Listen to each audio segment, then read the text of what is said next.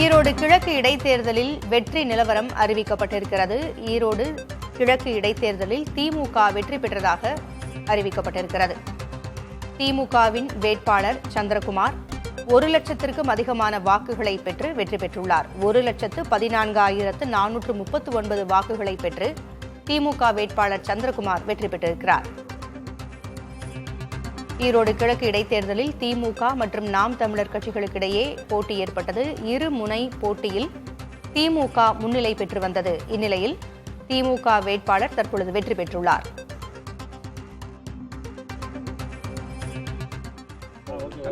இந்த வெற்றியை எங்களுடைய தலைவர், தமிழ்நாட்டினுடைய முதலமைச்சர் அண்ணன் தளபதி அவர்களுக்கு சமர்ப்பிக்கின்றோம்.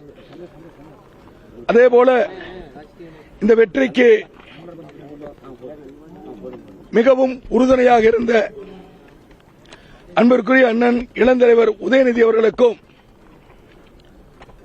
இந்த இடைத்தேர்தலை பொறுப்பேற்று என்னை வழிநடத்தி நேரடியாக மக்களை சந்தித்துதான் நம் ஓட்டுகளை பெற வேண்டும் என்று சொல்லி ஈரோடு கிழக்கு தொகுதி பார்முலா என்ற ஒரு புதிய பார்முலாவையே உருவாக்கி மாபெரும் வெற்றியை பெற வைத்த எங்களுடைய மாவட்டத்தினுடைய அமைச்சர், எனது அன்பிற்கும் மரியாதைக்கும் உரிய அண்ணன் சு முத்துசாமி அவர்களுக்கும் இந்த நேரத்தில் எனது நன்றியை தெரிவித்துக் கொள்கின்றேன். அதோடு மட்டுமல்ல, இந்த ஈரோடு கிழக்கு தொகுதியில்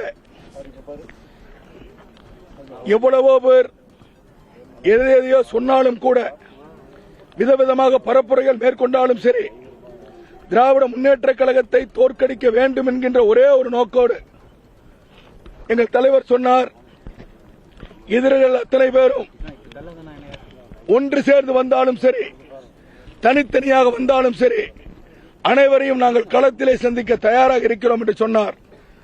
அவருடைய கூற்றுப்படி இன்றைக்கு கிட்டத்தட்ட 46 வேட்பாளர்கள் இந்த களத்திலே நின்றாலும், நான் ஏற்கனவே கொடுத்த பேட்டியிலே சொல்லியிருக்கிறேன், 46 பேர் இருந்தாலும் திராவிட முன்னேற்ற கழகம் தான் முதல் வேட்பாளராக இருக்கிறது என்று சொல்லி இன்றைக்கு வெளிவந்திருக்கின்ற ஏறத்தாழ வெற்றி உறுதியாயிருக்கின்ற நிலையிலே இன்றைக்கு திராவிட முன்னேற்ற கழகம் மட்டும் சுமார் 75% வாக்குகளை பெற்று மிகப்பெரிய வெற்றியை இந்த உதயசூரியன் சின்னம் பெற்றிருக்கிறது. இந்த வெற்றி என்பது ஈரோடு கிழக்கு தொகுதியினுடைய வெற்றி அல்ல.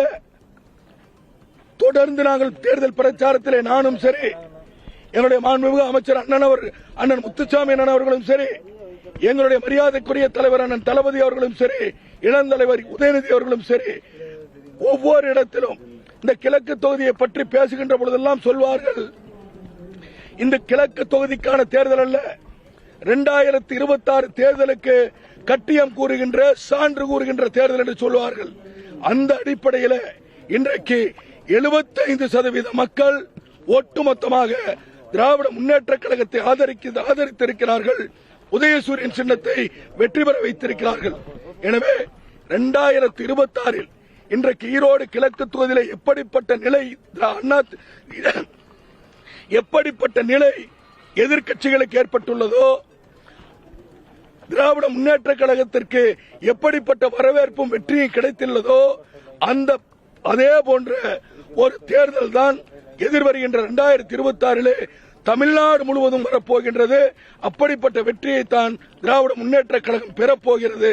எனவே இந்த வெற்றிக்கு மிகவும் உறுதுணையாக இருந்த எங்கள் தலைவருக்கும், எங்களுடைய இளந்தலைவருக்கும், எங்கள் மாவட்ட அமைச்சருக்கும், எனக்காக பணியாற்றிய எங்களுடைய கூட்டணி கட்சியினுடைய அத்துணை தலைவர்களுக்கும் தோழர்களுக்கும், கூட்டணி எங்களோடு தோழமையோடு இருக்கின்ற அத்துணை சமூக நல அமைப்புகளுக்கும் என்னுடைய நன்றியை தெரிவித்துக் கொள்கிறேன். அதோடு மட்டுமல்ல, எங்களோடு எனக்காக பணியாற்றிய எனது அன்பிற்கினிய சகோதரர்கள், திராவிட முன்னேற்ற கழகத்தினுடைய ஈரோடு தெற்கு மாவட்டம் மற்றும் வடக்கு மாவட்டத்திற்கு உட்பட்ட மாநில நிர்வாகிகள், மாவட்ட நிர்வாகிகள், ஒன்றிய நகர கழகத்துடைய செயலாளர்கள், இன்னும் குறிப்பாக எங்களுடைய பகுதி கழக செயலாளர்கள், வட்டக்கழக செயலாளர்கள், வட்டக்கழகத்துடைய நிர்வாகிகள், BLA 2 BLC என்று சொல்லக்கூடிய வாக்குச்சாவடி முகவர்கள், அந்த வாக்குச்சாவடி குழுவினுடைய உறுப்பினர்கள் என ஒட்டுமொத்தமாக அத்துணை பேருக்கு இந்த நேரத்தில் என்னுடைய மனமார்ந்த நன்றியினை அவர்களுக்கு தெரிவித்துக் கொள்கின்றேன்.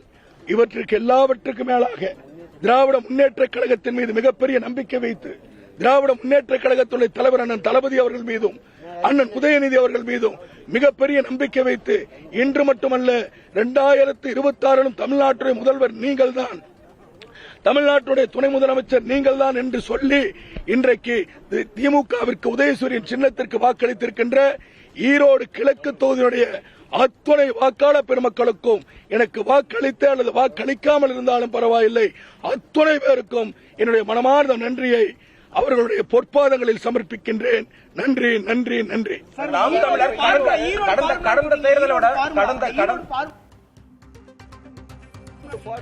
தொடர்ந்து சொல்லிட்டு வரேன். நீங்க கேட்கிற கேள்வியை குதர்க்கமா கேட்பீங்க, எங்களுக்கு தெரியும். என்னன்னு கேட்டீங்கன்னா ஈரோடு ஃபார்முலா வேற ஒன்றும் இல்லைங்க. நேரடியாக மக்களை சென்று சந்திப்பது, பேஸ் டு பேஸ் என்று சொல்கின்ற வகையில ஒரு அடி 2 அடி அளவு வித்தியாசத்திலே மக்களை நேருக்கு நேர் சந்தித்து வீதி வீதியாக சென்று அவர்களை சந்தித்து அவருடைய குறைகளை கேட்டு அதை நிவர்த்தி செய்வதற்கான பணிகளை மேற்கொண்டு அதே நேரத்தில் அவர்களுக்கு என்னென்ன பிரச்சனைகள் இருக்கிறோ அதெல்லாம் குறித்தெடுத்து வந்து நாங்கள் வெற்றி பெற்று வந்தவுடன் இதையெல்லாம் செய்கிறோம் என்று வாக்குறுதி கொடுத்து விட்டு வந்திருக்கிறோம் அல்லவா, அதுதான் ஈரோடு ஃபார்முலா. ஏன்னா மக்களை நேருக்கு நேர் சந்தித்ததுதான் இன்னைக்கு 75% மக்களை ஆதரித்திருக்கிறார் என்று சொன்னால் அதற்கு இந்த ஃபார்முலா தான் மிகப்பெரிய வெற்றிக்கு காரணம். கடந்த தேர்தலை விட நாம் தமிழர் கட்சி இப்ப 2 மடங்கு வாக்குகள் அதிகமாக பெற்றிருக்கிறது. இது எப்படி நீங்க பாக்குறீங்க? நான் வேற யாரை பத்தி நான் பேச விரும்பலைங்க. திராவிட முன்னேற்ற கழகம் கடந்த தேர்தலில் தொடர்ந்து ஒவ்வொரு தேர்தலிலும் வாங்கி இருக்கிற வாக்குகள் அனைவருக்கும் தெரியும். அது எத்தனை சதவீதம் என்பது தெரியும். ஆனால் இந்த தேர்தலில் இதுவரையிலும் இல்லாத அளவிற்கு 75% வாக்குகளை பெற்றிருக்கிறது.